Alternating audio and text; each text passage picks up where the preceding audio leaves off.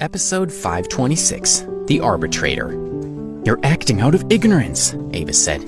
"You'd put every chapter of the American Martial Arts Association at risk for the sake of your pride. Edward and Will weren't able to keep you from taking on a challenge beyond your skill. They're also at fault. You should drop to your knees and take your punishment with the others, and then call off the fight publicly. Otherwise, we'll put you in a hole until you learn your place." She looked at Alex with disdain. "Don't like kneeling?" she asked. "Do we need to teach you some manners?" The men around her laughed.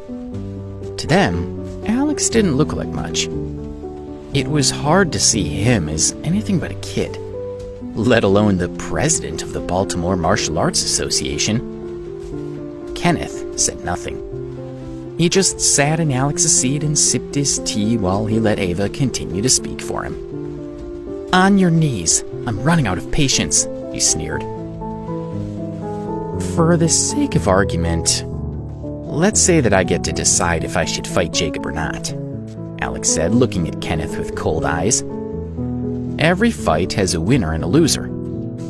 How can you be so certain that I'll lose?" "You think you can take on Jacob?" Ava asked in disbelief.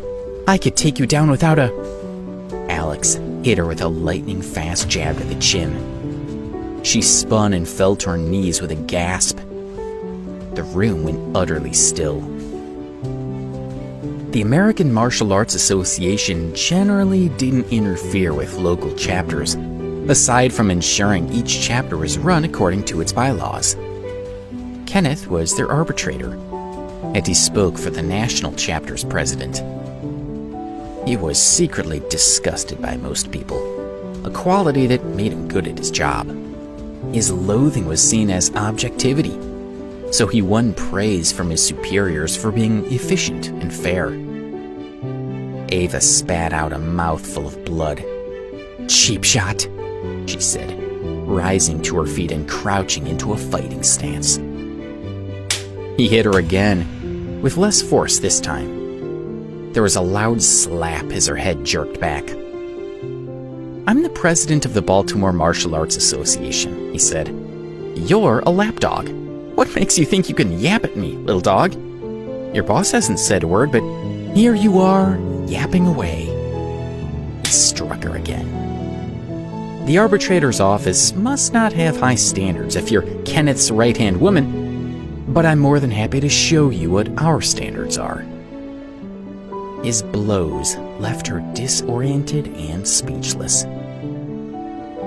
Alex's disciples subtly shifted positions to cover his blind spots, but he had already fortified his body with his inner power, and Ava didn't have a prayer of hurting him. He delivered a final blow, knocking out 2 of her teeth. As she staggered, he took hold of her hair and kept her upright. "Looks like I'm not the one getting a lesson in manners today," he said, and then he dropped her. He left her where she fell and turned to face Kenneth. "Mr. Petrie, forgive me. I hope you don't mind me showing your lackey what happens when they're rude to people," he said, wiping his hands off with a tissue. "You're a cocky one," Kenneth said. "You think you can slap around my people and speak to me so disrespectfully?" "Well, she started it," Alex said with a smile.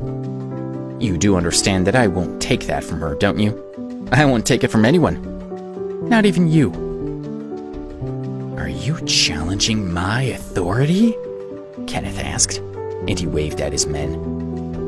12 of them stepped toward Alex, ready to attack on command.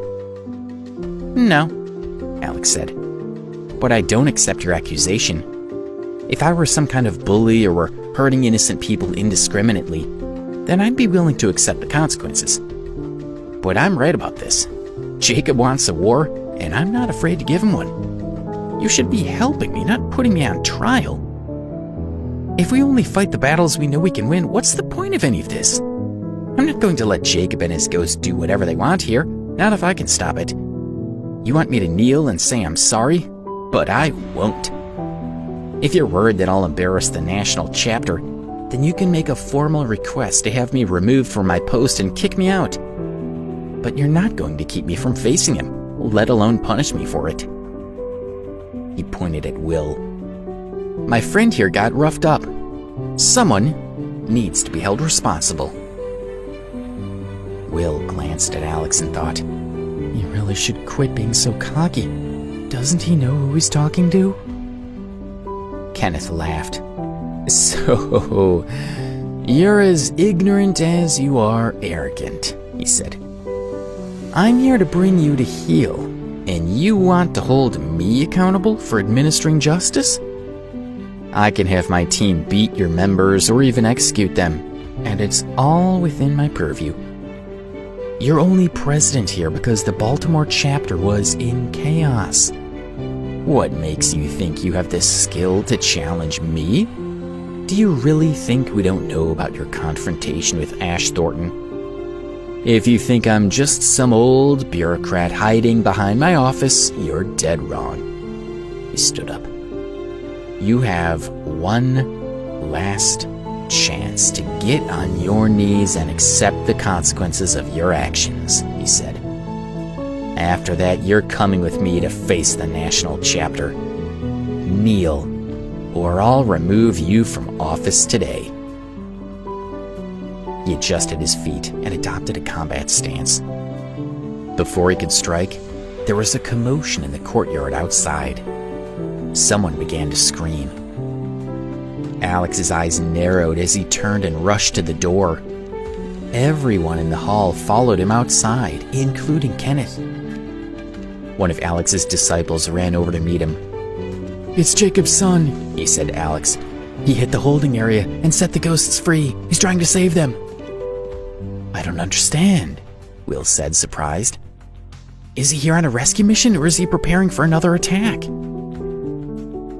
The Baltimore Martial Arts Association headquarters was like a fortress. No matter how many ghosts Jacob sent, he wouldn't be able to hold it. "Looks like I was right," Kenneth said, looking at Alex. "This is your fault. Even I wouldn't provoke Jacob, but you've antagonized him again and again. You have some kind of death wish, but you're not content to go down alone. Everything we've built is going to go down with you." Ava grinned at his side. "He's going to get what's coming to him," she thought. Alex looked around outside and saw a strike force of ghosts coming out of the basement with Marie and the other prisoners.